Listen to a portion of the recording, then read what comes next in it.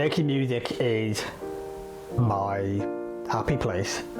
Music is just something that is the essence of who I am. The place that I feel most comfortable is sat behind the piano and playing. I just can completely lose myself and be fully relaxed and fully kind of at peace, as it were. I'm so happy when I'm making music and I'm just immersed in it. I just absolutely love it.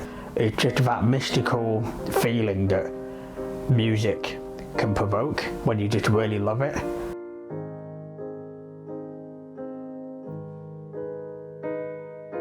My name is Louis Moorhouse. I'm 24 years old and I'm a blind musician, mix engineer, producer and overall all-round lover of music. Elton John drew me to music. When I was about 3 or 4, we got the Christmas special, which I think was called A Christmas to Remember, and Elton John was in it.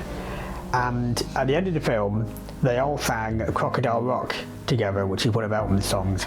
And for some reason, that just grabbed hold of me and wouldn't let go. It literally is all thanks to him that I fell in love with music. When I was 18 months old, I was diagnosed with neuroblastoma, which is a rare form of children's cancer. I was diagnosed with stage 4 neuroblastoma, and I had 2 tumours, one of which was on my adrenal gland and one of which was in my nasal cavity. And the one that was in my nasal cavity crushed my optic nerve, and that left me completely blind. And because of having treatment in that area, it eroded away some of my high frequency hearing as well, so I became partly deaf as a result of that. That was a large part of my childhood, was in and out of hospital really. We were living on a ward basically for the best part of a year, and then in and out all the time. But even through that, music was the thing that helped you to get through it. There was always Elton John. There was just a lot of music. It was always something that, kept us grounded, brought us a lot of joy, and it was just always there really. Neuroblastoma has left a significant impact, not just because of my disabilities that it's left me with. I'm not going to sit and say that it's easy at all, but there is hope. I'm still here, and it's like, well, you got another shot. It has got the positive side in the sense of I've met so many people who I wouldn't have met had I not only had I not become blind, but also had I not had neuroblastoma. I'm an ambassador for a wonderful charity called Solving Kids Cancer UK, and they are a charity that support families that are dealing with neuroblastoma specifically. So I wouldn't have come into contact with those guys. Through doing events with them, I've met other families that have gone through it, and it's just so wonderful to connect with them and to hopefully pass on a bit of hope really that things are going to be okay. And they're just such a wonderful bunch of people, and it's so great to be involved with them. The other charity that I'm very involved with is Living Paintings. They take children's books and they adapt them into tactile images. But then there's also the braille of the book as well, and there's all the printed illustrations that come with it. And they'll have an audio description that comes on a CD or a USB stick with that, which is really, really exciting. And it's so kind of surreal for me because I used to get those books when I was about 4 years old, and now I'm involved in the making of them, and also as a trustee, which is, a massive honour and privilege. I am very sarcastic, I'm very dry humoured, because I think it's part of the thing of, being blind isn't the best hand to be dealt. Let's just say that. It's not a good hand to be dealt at all. So you may as well try and get the positives out of it when you can, and for me that's humour. And if that puts other people at ease as well, if they're nervous about being around a blind person, then there it is. I'm glad that helps. Humour, like music, very much like music, is a leveller, and it can bring people together. If you can laugh at the same thing, if I can make a joke about the blindness or not seeing things, or make it funny, that relaxes people, and you have that shared laugh. And it's like music. Music is a shared experience, it's a shared love, it's a shared joy.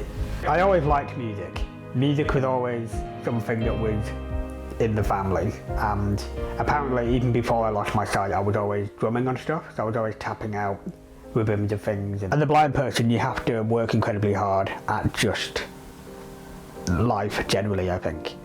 And you know, you are faced with challenges every day, you know, whether it's a big or a small thing in the grand scheme of your life, you're still faced with challenges every day.